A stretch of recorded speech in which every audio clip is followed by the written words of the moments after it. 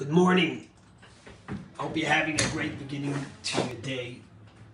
Some of you may know that I have an affinity for nice red kosher wine, especially Cabernet, and especially from the Holy Land of Israel. But little did I know that we would get such a controversy in the United States about one of my favorite wines and wineries. And definitely not for the reason that it happened.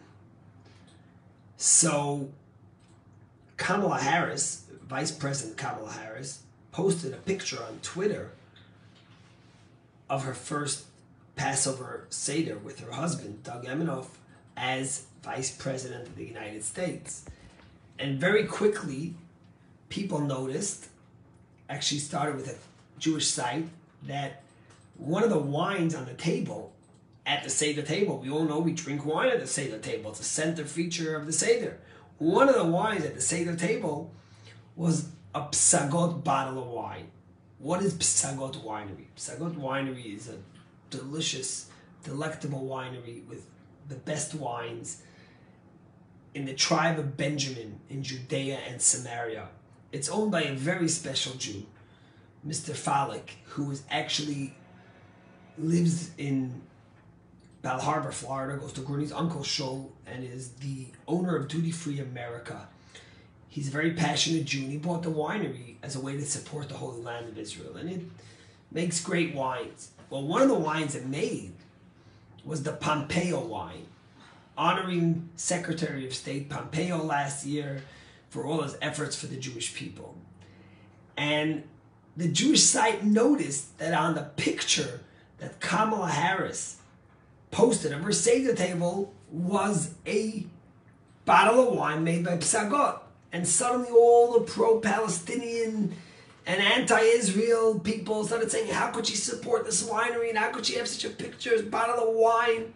And guess what happened? As typical for the left-leaning governments in the United States, Kamala Harris's press secretary immediately let it be known that in no way does the wine on her table say in any way that she supports Judea or Samaria or the Jews' right to Judea and Samaria, which is ironically called Judea because that's where we come from. And she deleted the picture and put on a different picture where you couldn't see the bottle of wine. Think how sad and sorry the state of politics is in America.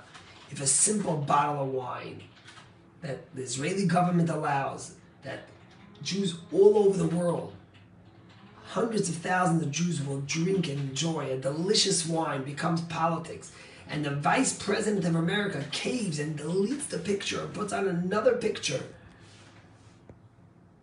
to say that she's not supporting Judea and Samaria. Well, we don't need Kamala Harris to support Judea and Samaria. Judea and Samaria is the Jewish people's because God gave it to us and because we've been living there for thousands of years before anyone else even thought of stepping foot there. And we're proud of Psagot Winery, and I encourage you all, actually, you could get it at the butchery.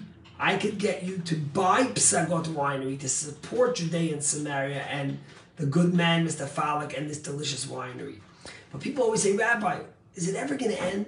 If the United States of America, that's supposed to be the friend of Israel, the vice president deletes a picture because of a winery in Israel, what hope do we have? You think about it, there's 55 Muslim countries, there's over 100 countries with majority Christians. In the little country of Israel, they just won't let us catch a break and just have our own country and be proud of the wine we produce and the people we produce and an amazing country.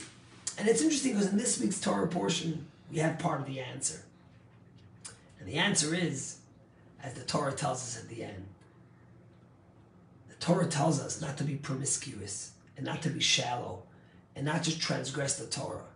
But at the end of that, the Torah says, V'lo saki ha'aretz etchem b'tamatchem oso. The land of Israel should not spit you up and throw you out because you transgress against the Torah. You see, The land of Israel is the only land in the world that everyone calls the Holy Land. No one calls America the Holy Land. No one calls Italy the Holy Land, or Spain, or France, or Portugal. But everyone calls Israel the Holy Land, because Israel is a land of moral and spiritual values. And the Torah tells us unequivocally that if the Jewish people don't follow the Torah and follow morality and spirituality, the land will spit us out. And unfortunately, we've seen it through the ages. How many times the land of Israel has exiled the Jewish people? So I think sometimes, instead of worrying about what Kamala Harris says and what she thinks about our wines, we have to strengthen our spirituality. We have to strengthen our connection to the land of Israel. And remember that even if as an individual we might not be up to keeping all the Torah, we might not be on that spiritual plane, yet as a land, as a country, as a people, we have to respect what God has given us as the Holy Land. And that's why, if you remember, right before Passover, there was this whole controversy where the government almost fell. Someone pulled out of the government because of selling bread on Passover, or allowing people to have bread on Passover in the hospitals. And someone says to me, Rabbi, we all obviously know that that wasn't the real reason. There's a lot of politics beyond and beneath that. That was an excuse on the surface. But people say to me, Rabbi, what, are you kidding me? Big deal if people want to have bread on Passover. And the answer is that there's a difference between the individual and the land of Israel. God promises us and tells us, V'lo, Saki ha'aretz eschem metamatchem moso. The land should not spit you out by you violating the laws that God has given us.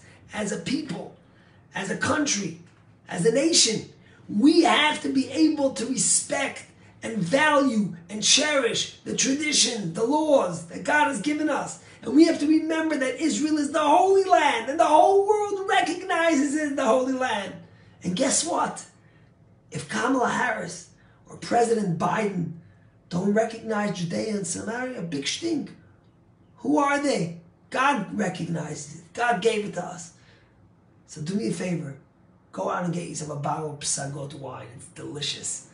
Kamala Harris could delete the picture of Psagot winery, but she can take away our right from drinking it, from celebrating the gift that God's given us in this holy land and the delicious wines that they sell in Israel. And as a side note, I will encourage you that the next time you go to Israel, and I hope it's very soon, you should definitely take a trip to Psagot winery and many other delicious wineries in Israel.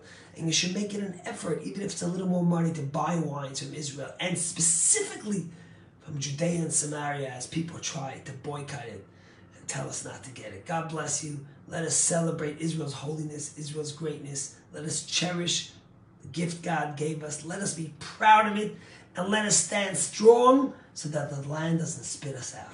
God bless you. Have a good day.